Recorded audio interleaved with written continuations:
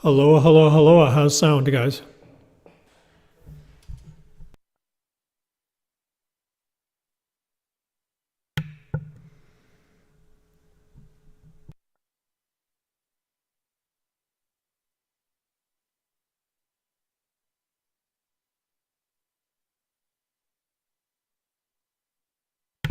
Okay, here we go. No trade calls, no recommendations. Everybody sponsor their own stuff here for educational purposes only. 11th of April, 2022. No trade calls, no recommendations. Everybody sponsor their own stuff. So let's do this, guys. So here, as always, once a month, trying to get a little bit of payback time, pay it forward time to just shoot the breeze and go through some charts. So let's see how long we last. As usual, I'll go through some of the interesting things that are going on that I think people should be paying attention to, and then if not, we'll take any questions. And once the questions are up, we'll pretty much be done. Okay, so here, what's happening? Let's see if I can get trading view up. So most interesting thing here is hey Kuba, how's it going? Here, the most interesting thing really here is dollar index, right? And this week is going to be a very interesting week. We've got Kuroda speaking a couple of times. Tomorrow we got ZEW, CPI, 10-year auction. We got a 30-year auction on Wednesday. On Wednesday, we also have the RBNZ, UK CPI, PPIs, Bank of Canada. On Thursday, we've got ECB, we got University of Michigan, we got unemployment out of Australia, and Friday markets closed. But really, the two main things are going to be CPI on Tuesday and then the ECB on Thursday, right? Now, clearly here, we're at a key inflection point in the dollar with basically bonds continue to get smashed.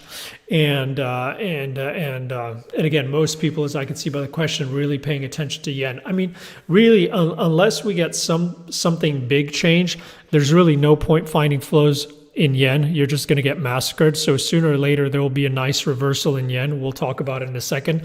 But you don't want to be blindly fading flows. You know, this is kind of the usual situation when bonds break, whether it's to the upside or the downside, and you have a repricing. Trying to stubbornly fight flows is the best way to get massacred and to get taken out with a stretcher. You need a catalyst, right, for some kind of a reversal. Usually, unless you want to try, you're really good at understanding what's going on or you're really paying attention, you can dumb it down quite a lot and just wait for some kind of a big reversal day, right? Usually in the same way we see in stuff like gold or silver, it is rare for us to see these kind of moves we've seen on the dollar, on yen, or on bonds, and them just reversing without a nice reversal day, you know, with a big wick to the upside if it's a high or a big wick to the downside on the low and a reversal. So that's the easiest way to tackle things. But here again, I just like draw your attention to, this is a situation where a lot of dollar bulls usually get excited around here when we break 100. But if you go back in time and you look how we've traded since this big rip in 2014, you know, this is a really, really important level, right? And we've talked about this a lot, and we've had a lot of nice fades around this zone in the past, is basically, you know, if the dollar catches a sustained bid here through those highs, you know, call it 102, you know, it's going to break a lot of stuff. And, you know, probably nobody really wants that. So I would assume we're going to get some kind of at least tradable top here. Does it have to come right here, right now? Absolutely not. But, you know, in any case, when you see this move, explosive move into this 100, to me, it would be very rare to see us go knife through butter straight up. Right?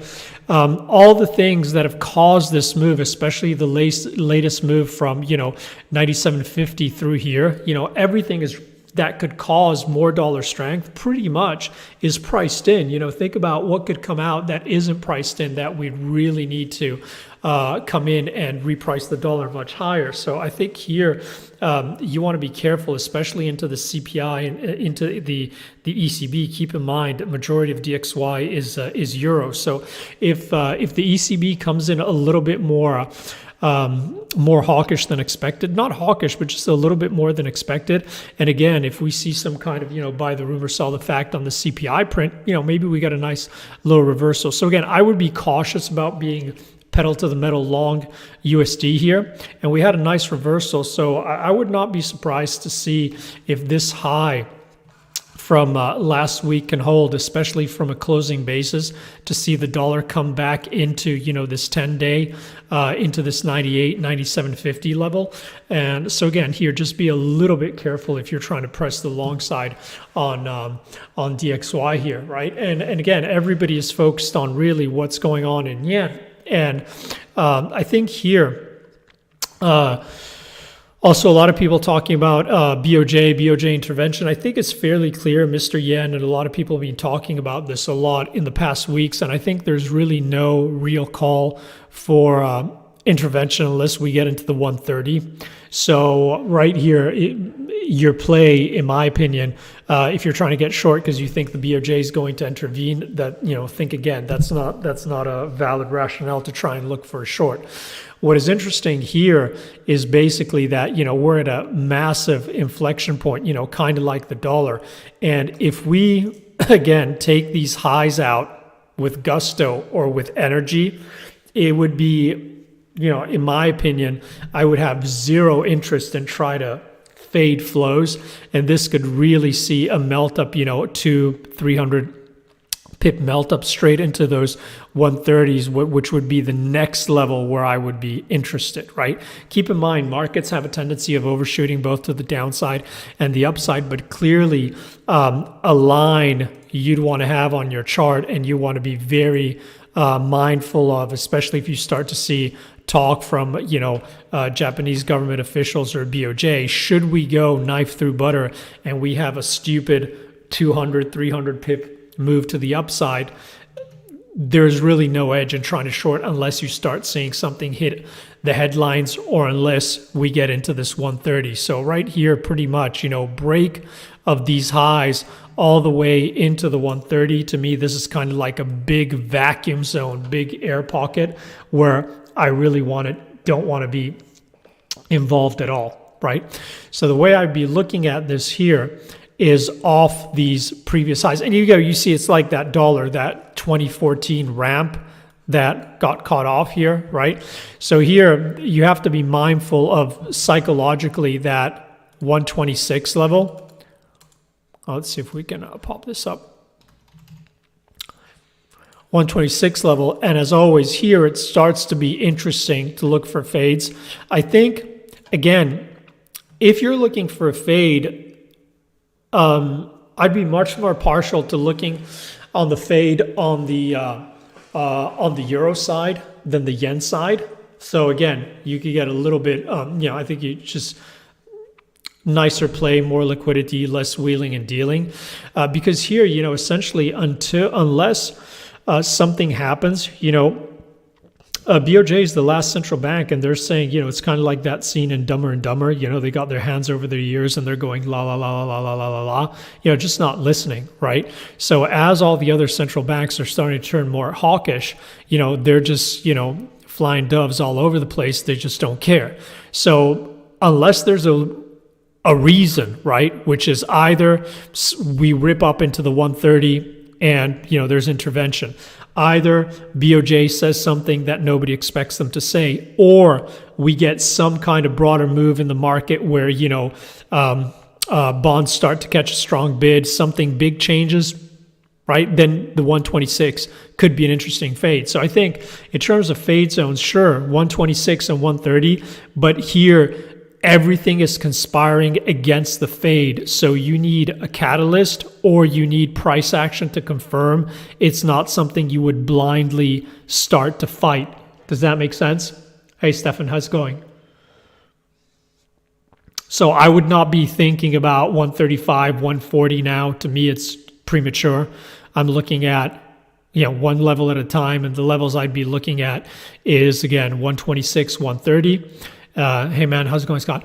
And to the downside, 108, right? 118, 118, not 108.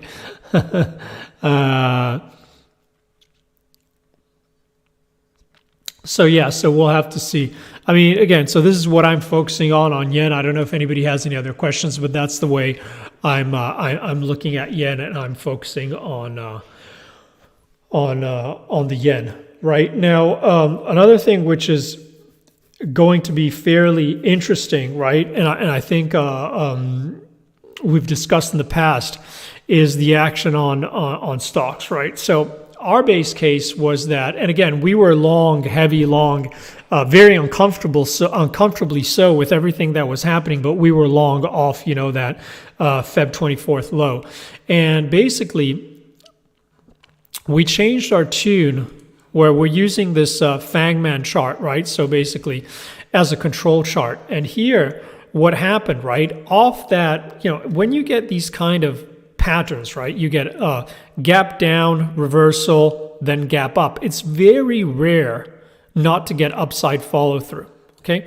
In a similar fashion, what happened here, right? We had this move into our resistance zone, and then we had market close strong. Then we had a gap up, smashed into the 200, close, and gap down open. It is very rare not to get follow through to the downside here.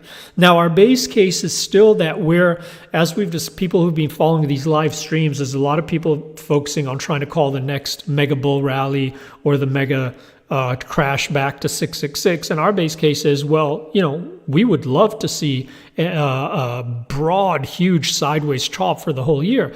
And don't remember that markets don't only go up or don't only go down. There are three options: up, down, and sideways.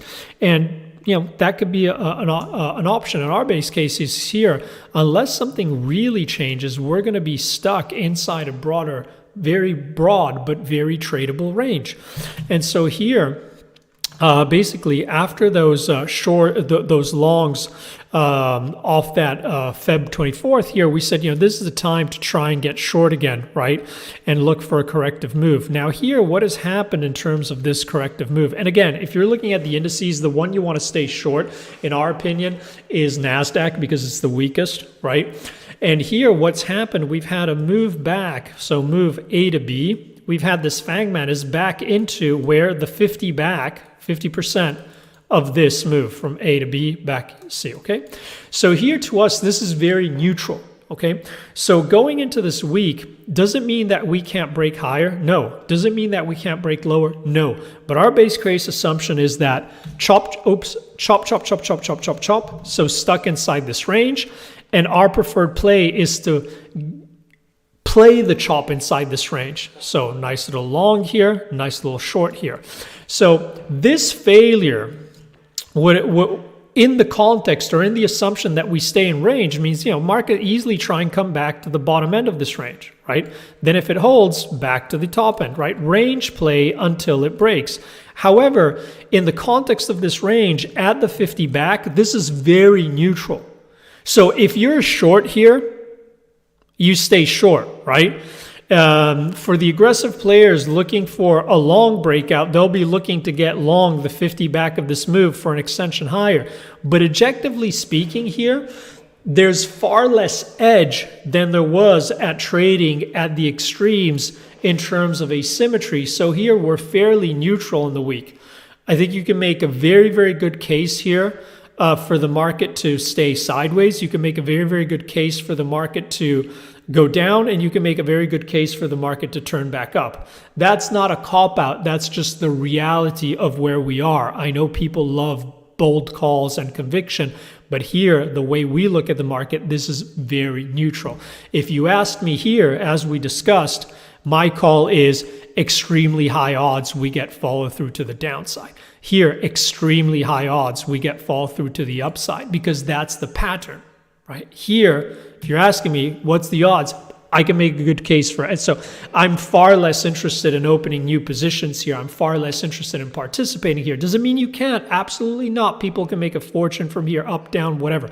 But the way we like to look at it, and the way where we like to make calls, is when we have asymmetry and when we have high conviction, right? So here it's stalled a little bit, right? And you had a lot of things that played in the same direction, right? Here, if you remember on Twitter also, we discussed this. Everybody was getting bearish right? And we said, no, look at Apple here. It needs to hold this close. And what happens? Bam, we got that strong daily reversal back holding this very long-term channel back above the 200. That's the high odds we get to the upside, right? High odds you get continuation to the upside. Would we have called for 1, 2, 3, 4, 5, 6, 7, 8, 9, 10, 11, 12 green days in a row? Absolutely not. But records are made to be broken. And here we had a nice reversal, right? It's the same kind of pattern, right? We came here, well, actually you can look at it on the daily, stall right at those highs, and now we've come back into this previous high. So also, and the mid of this channel. So again, Apple is fairly neutral. Here, the bulls quite rightly are going to say this is a monster break. We've taken out these highs. This is just a little bit of retracement. We're going to hold here and we're going to new highs. And the bears are going to say, no. This market is weak. The Fed is going to wreck this market. This was a fake out of these highs. This is the way bear markets move. They give you explosive rallies, taking out minor highs, not major highs, and then they dump. Flip a coin. Right? Flip a coin. As far as we're concerned, this looks fairly neutral, but still in a broader uptrend. The market's very strong. The Fed's thrown crap at it. Russia, Ukraine's being thrown at it. COVID's being thrown at it. You name it, the market is still bid. So, it's very hard to make a case, factual case for the market price action being weak here. Okay. Now, if we look at some of the, again, don't hesitate to ask questions because I'm going to spitball for a little bit. If I don't get any questions, I'll just shut it down. ES, you could see here, we had some nice shorts. We have some running shorts here, but you could see on this correction, we're back into the 200 DMA. And what's happening here? You've got the 10-day DMA to the upside, the 50 DMA to the downside, and all the moving averages are stuck here, right? Now, of course, they're flattening, so they're a little bit less interesting, but this tends to signify or tell us in the way we look at the market that this is huge chop. Day close above the 10-day moving average, bid, bullish bias for 4,700.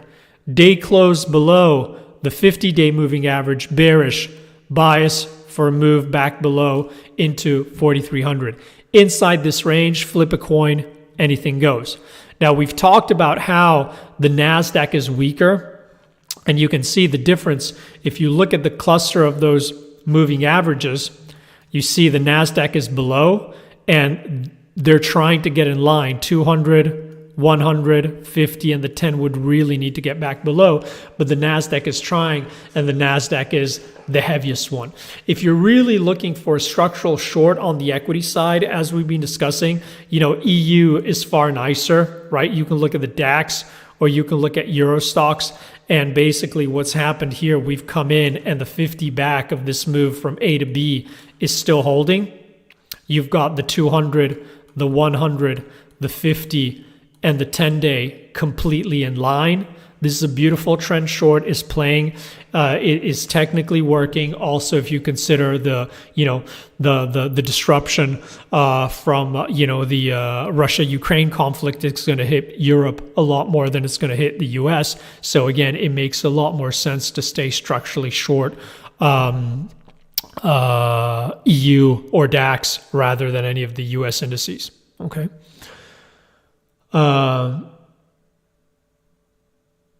Ethereum. Again, I only look at Ethereum every month when you ask me in these live webinars. I really don't look at it, but I'm more than happy to give it a shot here. So if I remember, this shaded area is probably what we shaded with you last time we spoke, right? And if we look at it on the weekly, I suspect I said that a lot of chop as long as we stay inside this blue shaded area, and it looks like it's still chopping. Again, I'd expect if you're bullish, you want it to stay outside. If you're bearish, you want it to break back below. And as long as we're in here, it's going to be choppy like the US indices. I mean, at the end of the day, crypto, Bitcoin is fairly correlated to risk in general, right? To US indices. And as far as as long as these are part of portfolios, and especially more institutional like portfolios, it's just another asset in the portfolio. So if people have to de-risk, they're going to have to de-risk. If they're going to gross up risk, they're going to gross up risk. So I'd suspect, unless there's something specific coming on, it'll broadly continue to trade with risk. Does that make sense, Stefan? So I don't have anything too interesting to add, really. Here, let's hope I don't get any hate mail, but let's look at Bitcoin. But here, we talked about this on Twitter too. I think, we had that gap up on Twitter and it was holding here. And what I mentioned is, it's too tempting when you have these kind of open gaps to the downside to not come and take out the stops to the downside. Then you had the gift from the gods, because right up here you had the announcement that Michael Saylor borrowed money to buy more Bitcoin. And we all know he's developed a good skill at buying swing highs. Again, just fact. And so, as soon as he announced it, we came back and we filled the gap and we're coming right back down. So fairly classical action there. But in terms of Bitcoin, nothing much has changed as far as we're concerned.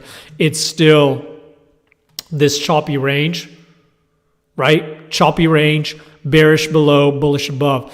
I guess you can argue that it's going to try and continue to break higher. I think it's just going to trade with risk. And to me also, it just seems that this downside with the MicroStrategy cost average is just a little bit tempting not to flush before we try and move higher again. But again, I suspect it just trades with risk. I don't think there's anything spectacular here to look at unless we get any crazy announcement or something happen. It'll broadly continue to just trade with risk. Nothing really spectacular. A lot of people are going to be focusing on bonds again. So here, what we mentioned is that, again, it's very hard to fade these kind of flows. But what I would just say is, from this 2.5, this is an explosive move, and you never want to step in front and get massacred here, because you're going to get taken out on a stretcher. But right here, ultimately, where is this going to go? To 3%? I mean, short term, I'm not talking long term. So I think here we're getting closer to a potential turn point. Again, not for a structural trade, but just for a little bit of a tactical trade. So I would be careful about aggressively pressing the long side, the long side in yield, so shorts on the bonds, especially on the 10-year. And here I wouldn't be surprised if we put some kind of short-term top. Now, just to be clear, I think a lot of people are looking at this. If you look at TNX, a lot of people are looking at this broader channel and saying, okay, well, this channel is still intact and yields are still going to go to zero or whatever. I'm not looking at it like that at all, right? The only thing I'm looking at is that this is an explosive move. Moves tend to overshoot, but right here, right now, unless something drastically happens, I'd expect to see a pullback. Could that be a pullback all the way back into 1.7? Sure. Do I think we're going back to 1 to 0.5? No. But I don't really look at it that way, because anything could happen, anything could change. But if you look at the way the Fed is moving, whatever, et cetera, it's very unlikely. But so here, anything would just be a little bit of a technical move to the downside. I think that'll probably be interesting to look at, and I would be focused on this week, especially tomorrow with the CPI, and then with on the ECB to see what happens with the DXY. I don't know. Comments, questions, anything else anybody's looking at?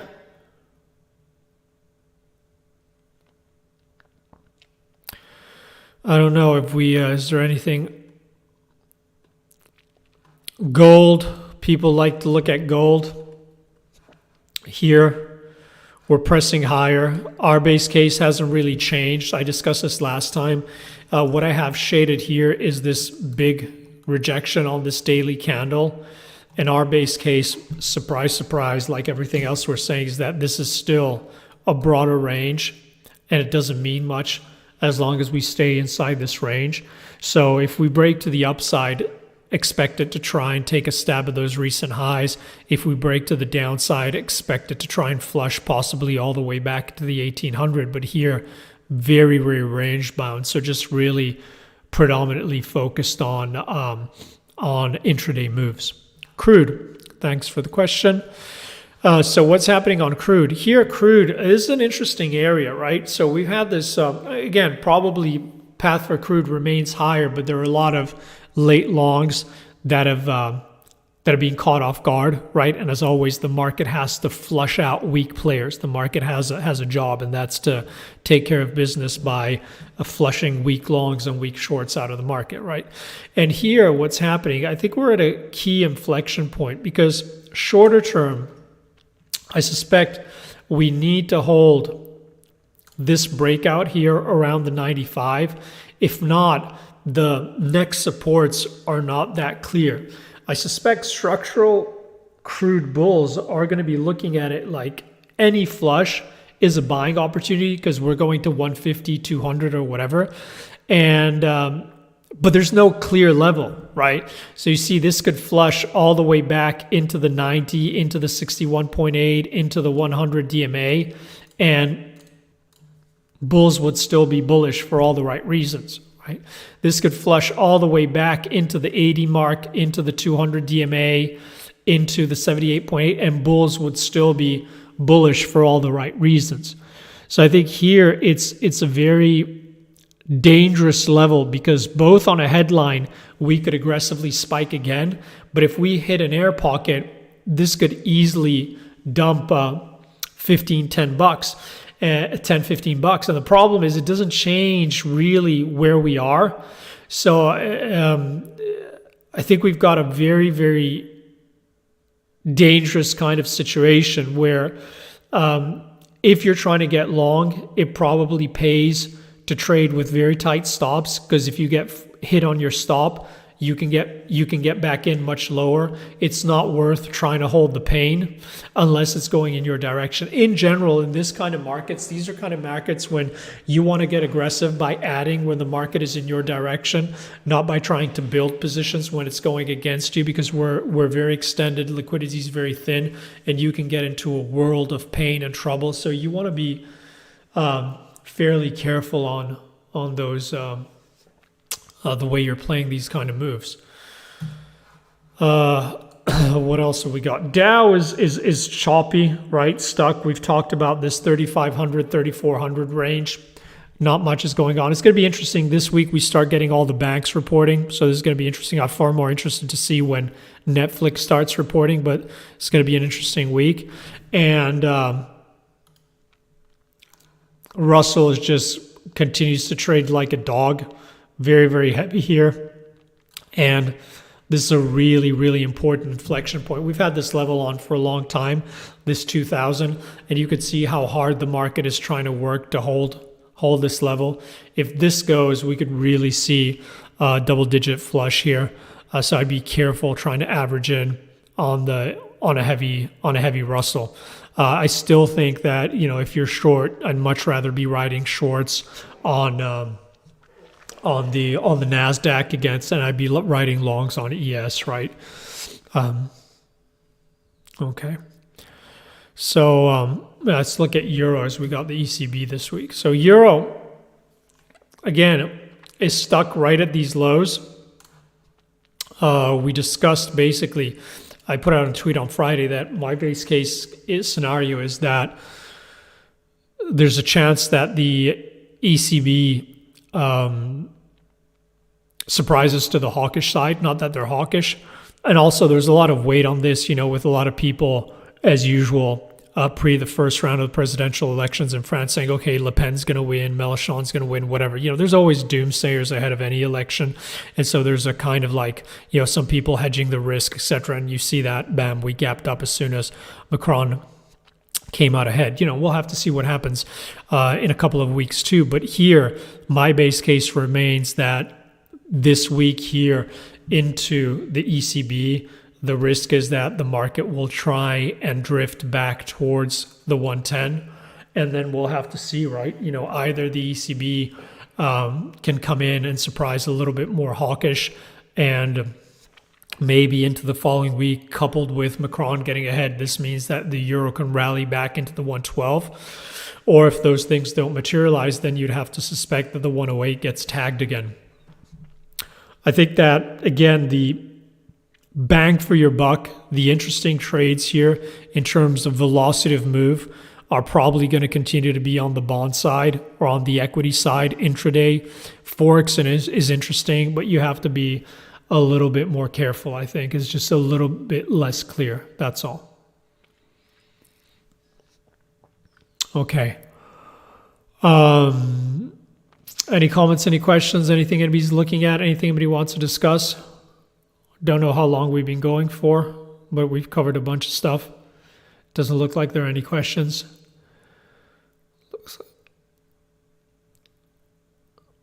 Oh, there we go. We're going for about 30 minutes. Is Tesla topping? Let's look at Tesla.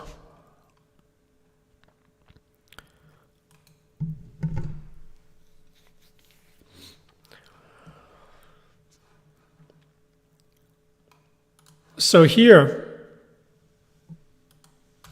the question is really, what's not priced into... Hey, Kuba, my pleasure. Thanks for the question. Thanks for showing up. Question is, what's not priced in on Tesla, Stefan, right? See here, every time is some weekly, we're getting sold. See these wicks? Every time we press those highs, we're unable to attract new buyers at highs, and we're closing off those highs, right? Now, if you're looking at everything else the market is pricing in, let's look at Ford. Ford is getting massacred. GM getting massacred, right? VW, let's go.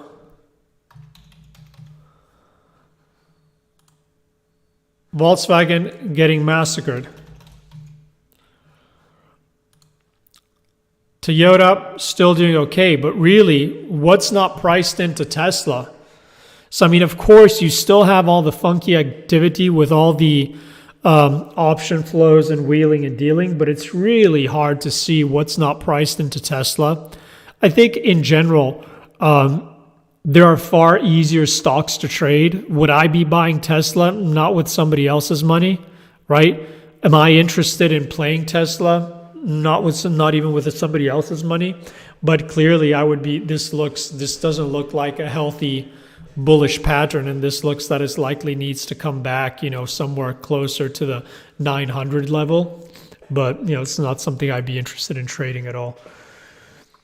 JPY, we looked at yen at the beginning of the session, so you'll be able to catch that on the recording. Twitter's interesting here Twitter should be probably down 4 or 5%. It was down, let me check, pre-market 5%. Yeah, it was down 4% pre-market in Germany. But really, what's going on here in Twitter? Do you see what I mean? Either you have a long-term opinion on the stock, or it's very choppy, it's very tricky to trade here. It would not be surprising to see this come and fill the gap. But the problem here, Kuba, is that here you're not trading technicals, you're not trading fundamentals, you're just trading Musk tweets, right? So if Elon says, Elon could just be sitting there smoking a blunt, having fun with this, right? Saying, hey, look at this, watch it pop up. I announced I bought a boatload of shares. And then on the weekend, he probably thought, well, watch this gap down. I'm going to announce I don't want the board. It could just all be a joke for him, right? So to me personally, I have no interest in being involved in getting chopped around with this kind of volatility and these, because it's very hard to trade, right? I think if anything, if this crumbles because of the shenanigans, I think longer term, it's probably an interesting long. It's not a bad stock to have tucked away in your long-term portfolio, because sooner or later they should be able to work it out. They should be able to monetize it. But here probably might try and fill the gap, but you don't know. We're still so far away from the cash open. Elon might tweet that he changed his mind and he's going to join the board and he's going to buy more shares, and this is going to open up at 60. You see what I mean? There's just no edge. There's just no edge. Hey, Bob, how's it going? Thanks, Bob. Good to see you live. Second time, good to catch you live. You know, you told me about the timing, so I know it's unfair, especially people your side of the world. Markets in general are very unfair to you in terms of the times you have to work, very unfriendly. So my way to pay it forward for you guys too. You ordered a Cybertruck? Yeah, well, I mean, you know, Cybertruck has nothing to do with the way the share is going to go, right? No way but yeah, good luck on getting it, because it doesn't look like it's anywhere close. But what you put down the $100, I suspect, right? I mean, it'll be interesting. Let's see. Be interesting to see when it comes, if it comes out, when it comes out, and more importantly, what it looks like when it comes out. But yeah, I'm very curious to see what it actually looks like when it comes out. So that's pretty much where we are. I mean, and you're seeing fairly similar patterns across the board. Now, one last thing which I'll say is, it's something we look at a lot, you know, in the daily webinars and the way we structure our things, but which may be useful to you guys. In general, the way we tend to look at markets is in terms of, you know, cyclical moves or shorter term moves, is we pay an awful lot of attention to, of course, this week we're going to get the banks start reporting, right? So what you want to look at is what happens with the gaps. If we get gaps, we'll inevitably get gaps. Do those get filled straight away or not? But more importantly, rather than really watching what happens with the price action after the earnings on the banks and the gaps, et cetera, we usually look at the price action in Netflix to give us a good feel for how the rest of the earnings cycle is going to tend to play, right? The tone. And especially when the whatever we get coming out of Netflix also induces a move in the same direction from those bank moves. They come in line straight away with Netflix. Then it gives us even more confidence that that's the kind of tone we're looking to play out through the end. Not necessarily each individual point of the earnings on each individual name, but towards the end, right? So maybe that's something people can look at, and that could be interesting for you guys, okay? So we've been going for about 40 minutes, guys. So good questions, good show today, guys. Thank you so much for stopping by. Thank you so much for the questions. It's fun to not just talk to myself and have some interaction. And again, I'll catch you again. We'll do this in about a month's time, or maybe earlier if something crazy happens. So again, stay safe this week. Good luck. Thank you so much. Have an awesome one, and talk to you guys soon. Take care. All the best. Bye-bye, guys.